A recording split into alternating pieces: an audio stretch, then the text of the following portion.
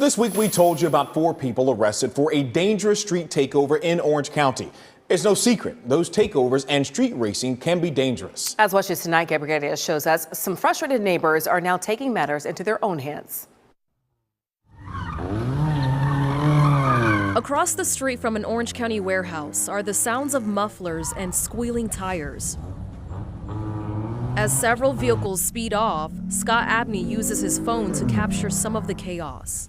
That's all night long, every single night. Vehicles were parked in the very back of the parking lot back there. When we met him on a Friday night, he showed us what the warehouse's parking lot looks like today, months after he took the video. The entire fence, none of it was here. I called the warehouse management. I talked to them, told them what was happening. And Abney, who lives in the Williamsburg neighborhood, says he's been tracking the meetups for years. There's probably close to 40 locations that I've been to personally, and I've met with deputies about 100 times. All these marks, these are new. Just a few miles away, he showed us another popular spot where we found fresh tire markings, appearing to be from cars doing donuts. I'm usually asleep or trying to sleep by that point because this goes on to 4:30 in the morning. So I'll drive out and find them, and when I show up, it's literally, anywhere from 30 to 100, 150 people. Go! This video, taken last November, shows a large group shutting down South John Young and Central Florida Parkway. 30 suspects were named after Orange County Sheriff's Office says they were jumping on top of cars and setting a fire. Specialized Traffic Lieutenant Michael Crabb is still looking for some of them. Guess what they were trying to do while they were doing the damage to the Tesla? They were videoing for social media. A new state law signed last year brought tougher penalties for drag racing. The first offense went up to $2,000 and became a felony.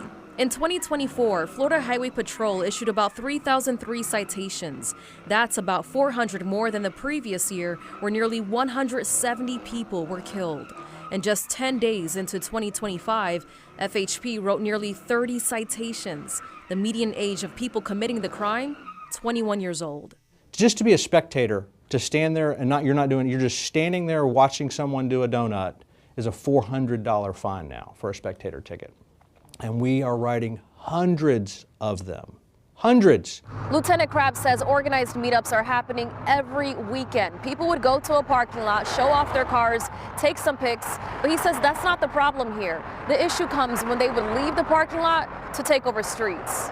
And they'll drag people from Jacksonville and Miami and Tampa to come here to do that. Osceola County is our biggest influencer, and we work with Osceola County Sheriff's Office we do joint details.